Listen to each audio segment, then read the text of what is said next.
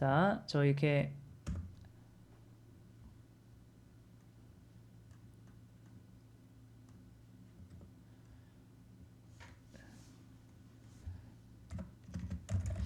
이게 아이디가 있을라나 모르겠네.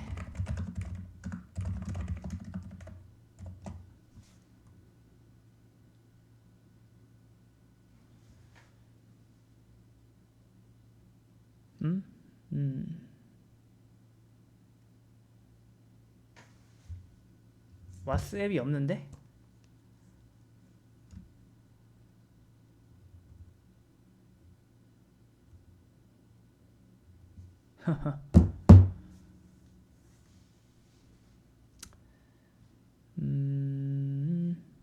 유튜브로 들어가시죠.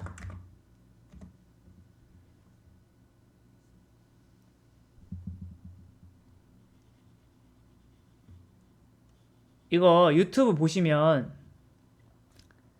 이게 마치 지금 앱처럼 보이지 않나요? 옥서님? 느낌으로 봤을 때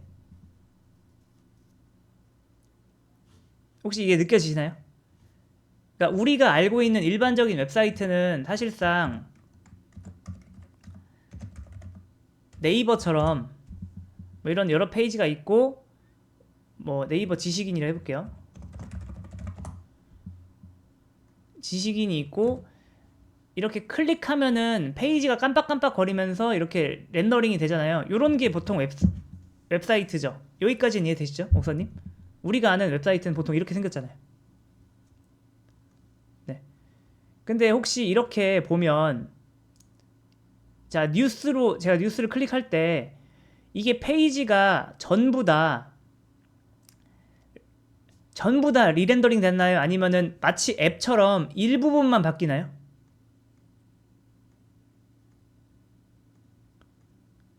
그쵸? 약간 앱 같은 느낌이 드시나요? 옥사님?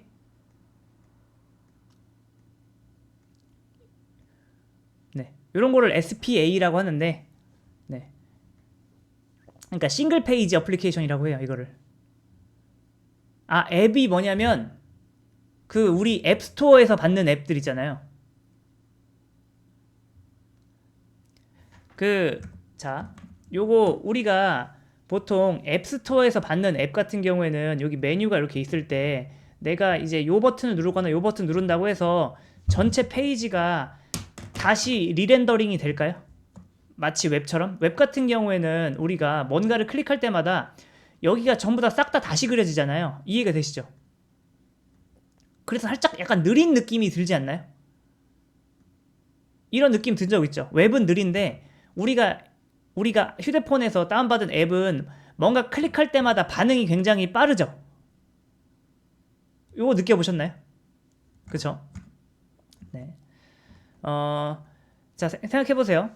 백엔드 개발자가 백엔드만 담당하고 프론트엔드 개발자가 프론트를 담당하면 좀 더 고품질 앱이 나오겠죠? 이해되세요? 사용자 입장에서. 전문가가 하니까.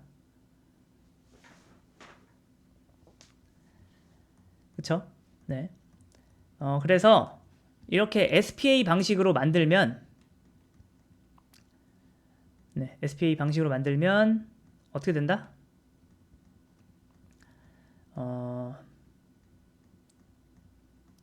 마치 그 결과물이 앱처럼 나와요. 그리고 자, 옥사님이 요거 맞춰보세요. 자, 프로그램은 그러니까 하나의 서비스나 앱이 있다 해볼게요. 서비스는 어떻게 구성되어 있다고요? 눈에 보이는 부분과 눈에 보이지 않는 부분으로 구성되어 있죠. 이해되시나요? 눈에 보이는 부분은 사용자가 이렇게 보는 거예요. 옥선 여기까지 이해되시죠? 네. 근데 우리가 만들었던 그 타임리프 방식은 뭐예요? 이 눈에 보이는 부분과 보이지 않는 부분이 하나로 뭉쳐 있습니다. 하나의 프로젝트 안에 뭉쳐 있죠.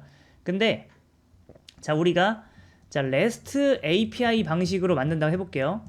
자, 그러면은 이 백엔드 부분과, 즉 눈에 보이지 않는 부분과 눈에 보이는 부분이 서로 다른 프로젝트로 분리가 되어 있습니다. 여기까지 이해되시나요? 자, 그래서 얘는 누가 만들어요? 백엔드 개발자. 그 다음에 얘는 누가 만들까요? 프론트엔드 개발자. 이해되세요? 여기까지? 그쵸? 네. 자, 그리고 어, 그, 자, 옥선님이 그냥 한번 느낌으로 맞춰보세요. 만약에 이 프론트엔드 부분이 웹일 수도 있고요. 그 다음에 뭐일 수도 있을까요? 그 옥선님 아이폰 쓰시나요? iOS 앱일 수도 있고요. 그 다음에 안드로이드 앱일 수도 있어요. 이해가 되시죠? 여기까지. 이 웹과 iOS 앱과 안드로이드 앱은 다 프로그램인데 공통점이 있죠. 바로 뭐예요? 고객에게 보여지고 고객이 직접적으로 사용하는 거예요. 이런 걸 뭐라고 한다? 프론트엔드라고 합니다. 이해가 되세요? 자, 여기서 정말 느낌적으로 맞춰보세요. 자, 우리가 신규 서비스를 만드는데 막 회의를 해요. 아, 우리 맨 처음에 웹으로 만들자. 뭐 혹은 누군가는 뭐 iOS 마켓에 출시하자. 혹은 안드로이드에 출시하자라고 해요. 자, iOS로 만들지, 안드로이드로 만들지, 웹으로 만들지에 따라서 웹 개발자가 필요하고, iOS 개발자가 필요하고, 안드로이드 개발자가 필요하고, 요거는 이제 리액트 개발자나 뭐 이런 게 필요하겠죠. 이 결정에 따라서 필요한 개발자가 달라질까요? 당연히 달라지겠죠. 예를 들어서 우리 회사에서 iOS, 그러니까 애플 마켓에 출시하고 싶다. 그러면 무슨 개발자 뽑아야 돼요?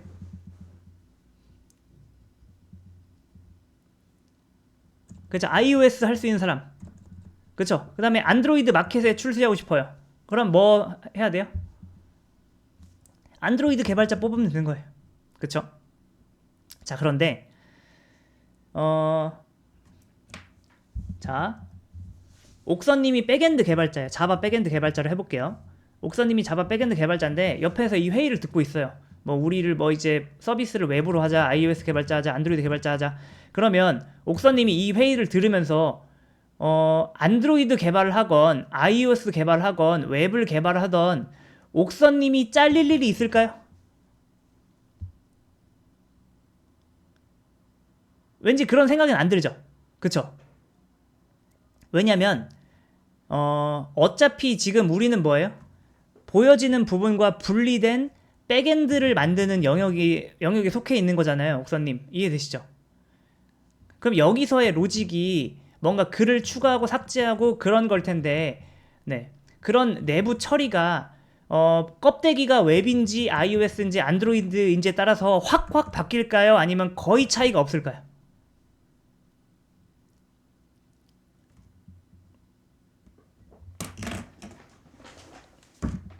약간 느낌이 오시나요?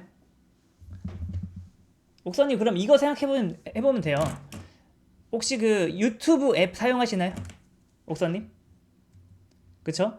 유튜브 앱도 눈에 보여지지 않는 데이터 처리 부분이 있고, 이거를 어떻게 웹으로도 이용할 수도 있고 iOS도 이용할 수도 있고 안드로이드에서도 이용할 수 있잖아요. 이해되시죠? 자, 눈에 보여지는 로직은 웹이냐 뭐냐에 따라서 살짝 달라질 수 있지만, 데이터를 알고리즘에 의해서 영상을 추천해주고 회원가입을 처리하고 그 다음에 영상을 업로드하고 영상에 댓글 정보를 뭐 저장하고, 이런 로직은 껍데기가 웹이냐 iOS냐 안드로이드냐에 따라서 여기가 뭐 엄청나게 달라질 것 같으세요? 안 달라질 것 같으세요? 우리가 아직 안 배웠지만 그냥 느낌으로 맞춰보세요.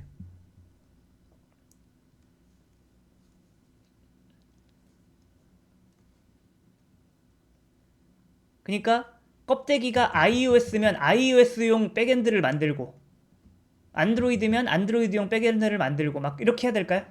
아니면 그거에 상관없이 이쪽 로직은 네, 똑같을까요? 그쵸? 좋습니다. 네.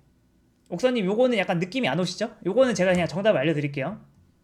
네, 이거는 딱히 상관없습니다. 네, 후자예요. 그러니까 여기가 이제 웹이던 iOS던 네, 뭐 안드로이드건 네, 백엔드 로직은 똑같아요. 그럼 반대로 이걸 알았으니까 반대로 한번 물어볼게요. 자, 자, 옥선님이 만든 REST API 서버가 있어요.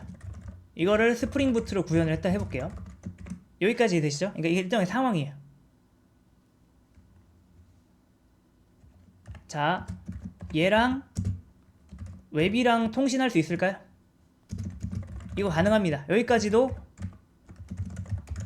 네, 된다고 칠게요. 그 다음에 여기서 자, 안드로이드 앱을 하나 만들었어요. 안드로이드 앱을 만들었고, 그거를 옥선님이 만든 스프링 부트로 구현한 REST API 서버랑 통신하고 싶어요. 이거 될까요? 안 될까요? 이게 가능할까요? 불가능할까요? 이거 가능합니다. 이해가 되세요? 자, iOS 앱을 하나 만들었어요. 그거랑 옥선님이 만든 이거랑 통신하고 싶어요. 될까요? 안 될까요? 이것도 가능합니다. 네, 가능해요.